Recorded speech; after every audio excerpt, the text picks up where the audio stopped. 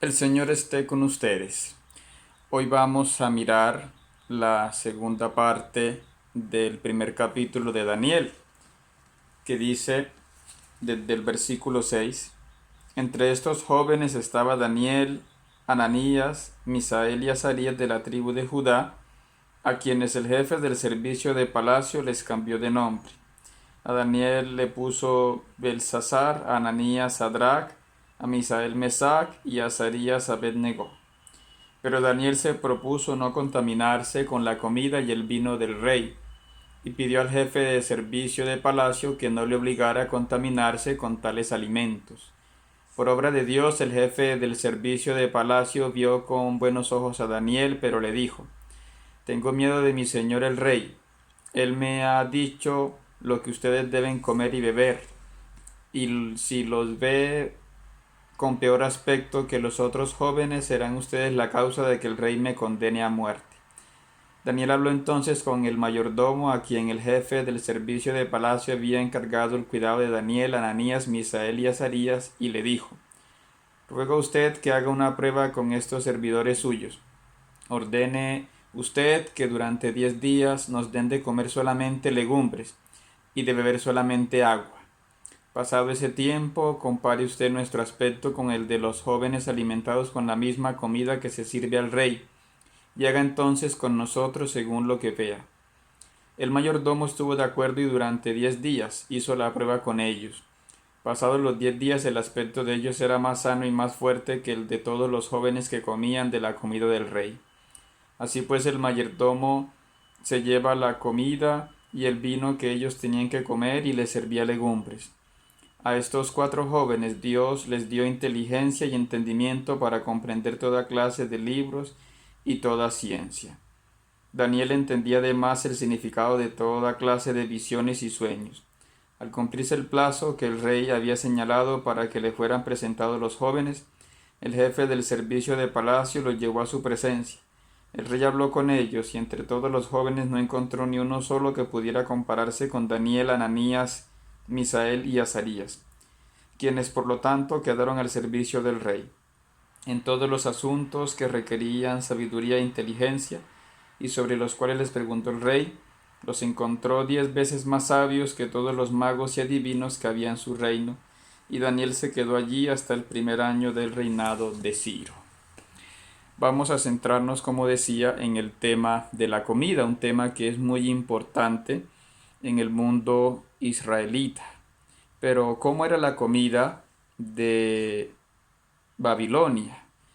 He escuchado muchas explicaciones, pero pocas personas he visto que han mirado, por ejemplo, los documentos babilonios, y por eso voy a citar como fuente un artículo muy interesante del 2019 que se llama Food in Ancient Mesopotamia, la comida en la antigua Mesopotamia, de varios autores como Goiko Bar-Yamovich, Patricia Jurado González y otros, que hacen un excelente estudio con base en las tablillas, porque los babilonios hacían recetas de sus comidas, y nos dicen que en la comida de Mesopotamia había, por ejemplo, diferentes tipos de cebolla, ajo, chalota, que es una especie de cebolla, puerro, azafrán, cebollín. Tenían una multitud de hierbas y verduras frescas como la cebolleta, el berro, la rúgula, la lechuga, la mostaza, el cilantro. Tenían legumbres, que es importante aquí destacarlas porque fue lo que comieron Daniel y sus compañeros. ¿Qué legumbres eran? Básicamente cuatro grandes, ¿no? El garbanzo blanco, con el cual hoy también se hace el hummus o puré de garbanzo con sésamo. El falafel o torta de garbanzo frito, ¿no? El primero el garbanzo. El segundo, la lenteja común. El tercero, el guisante marroufat o gigante. Y el cuarto, la alubia, que es una palabra incluso de origen babilonio, acadio, lupu, la palabra, que nosotros conocemos como frijol largo, ¿no? Porque hay también una variedad de frijol que es la originaria de Mesoamérica, de México y Guatemala.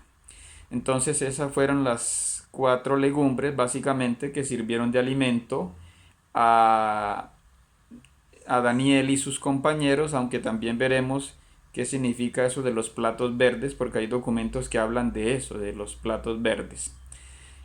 Varias de estas informaciones también están en infoalimentación.com y en legumechef.com. En fin. En Babilonia también se comía el rábano, el nabo, la remolacha, la trufa, las setas aromáticas de cedro, ciprés, regaliz, la manzana, la pera, el membrillo, la ciruela, la granada, el albaricoque, la almendra, la bellota, el pistacho, la palma de corazón. Más tarde llegaron también las uvas e higos. Notemos que en varios de estas listas pues no vemos alimentos impuros. Vamos a ver qué encontramos entonces que pudieran rechazar los israelitas. Allí también se comía distintas carnes como la de cabra, la ternera, el cerdo y el cordero. Aquí sí encontramos ya un animal considerado impuro, ¿no? El cerdo es un animal considerado impuro, sobre todo porque es un animal que vive, o al menos en ese tiempo, en lugares que eran poco higiénicos, ¿no? Es un animal que se revuelca, digamos así, en el lodo, come toda clase de desperdicios, en fin. Entonces puede tener esos inconvenientes, ¿no? Vemos que como aceite en Babilonia se usaba la sangre. Eso es un detalle entonces que chocaría a los israelitas en ese tiempo, ¿no? La usaban como rellena y como emulsión, como aceite. De los patos y de los gansos usaban carne y huevos. Después llegaron de la India, pues las gallinas, también llegaron los camellos, los dromedarios, los caballos. Recordemos que en la época antigua, antes de usarse el caballo como animal de carga, se usó como un animal del cual se comía la carne. Eso está atestiguado en los documentos, ¿no? La Biblia también rechaza comer la carne de caballo. Allá también comían ciervos, gacelas, jabalíes, tortugas. Recordemos que para los israelitas la tortuga es un animal impuro, casi por la misma razón que el cerdo, es decir, vive en el fango, se alimenta de desperdicios, ¿sí? Come de todo, bueno. La liebre y el conejo la comían en Mesopotamia, comida que los israelitas también consideran impura. Incluso comían una especie de rata gigante, la rata bandicota, que la llaman gigante de cola corta, que también está prohibido, ¿no? En el libro de Isaías se habla de gente que come ratones, debe referirse quizá a esta especie de rata bandicota. Comían allá también insectos como los saltamontes y las langostas en las distintas etapas de desarrollo. Este animal sí está permitido, ¿no? Comerlo, este insecto, no la langosta de mar, que es otra cosa, ¿no? Comían peces como los cangrejos de río, camarones, que la Biblia también, el Antiguo Testamento rechaza la comida de camarones porque eran como los carroñeros, los recolectores, en fin, de desperdicios del agua. Y comían además moluscos, conchas, usaban como grasa ovejas de cola gorda, mantequilla, manteca, y desde el Mediterráneo importaban aceite de oliva. Tenían condimentos como el vinagre, el pescado fermentado, que los romanos después conocerían como el garum y que los árabes hoy llaman el murrí. Para endulzar usaban la savia de árbol, la miel, además de los dátiles, ¿no? ¿Qué cereales comían? Pues la cebada, el trigo, el sésamo, el mijo, el trigo vulgar con el cual hacían pues mazamorra, gachas, pan horneado, pasta, cerveza. Estos alimentos son puros, ¿no? También tomaban la leche, de la cual también sacaban crema, mantequilla, margarinas, suero y al menos que se sepa tres variedades de queso y algunas especias que los expertos no han podido traducir qué significa, ¿no? Los métodos de cocción eran, por ejemplo, el asado, la parrillada, hervir o freír. Incluso estas palabras que usaban en la lengua de Babilonia se siguen usando en el árabe. Por ejemplo, el asado es shawu, que en árabe es shawi. La parrillada es el kababu, que hoy conocemos como el kebab. Hervir era el salaaku, que en árabe se dice salk. Y freír se decía kalu, que en árabe se dice kali.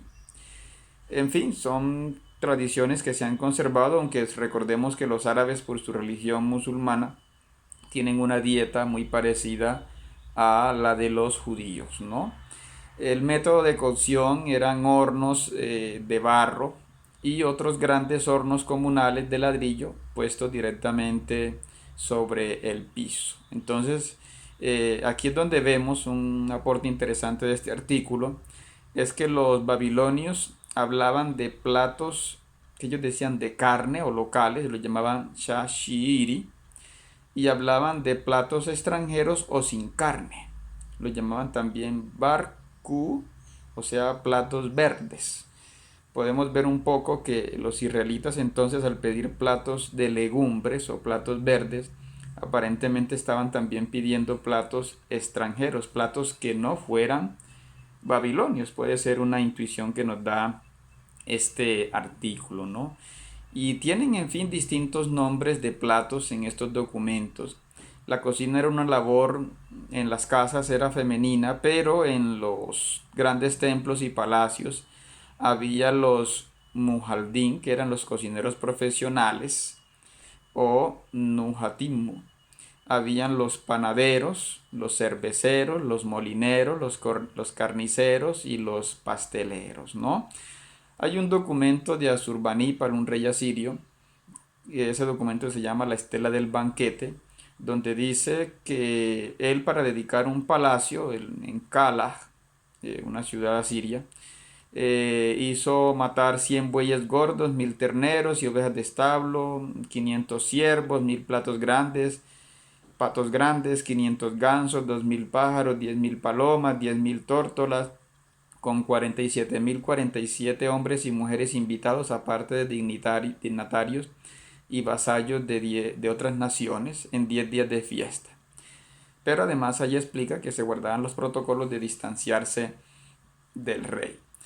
Todo esto lo encontramos en este artículo, en el que se nos explica pues que los reyes tenían comidas fastuosas.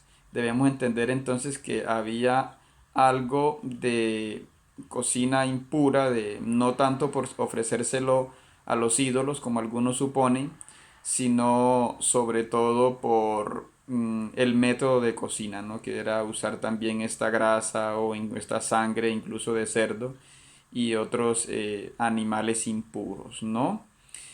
Éxodo 34 es el que algunos toman como base de que Daniel no comiera la comida porque dice que era ofrecida a los ídolos, pero aquí no vemos mucho ese tema. En las tablillas que dan los expertos no habla de eso, sino, insisto, en la preparación.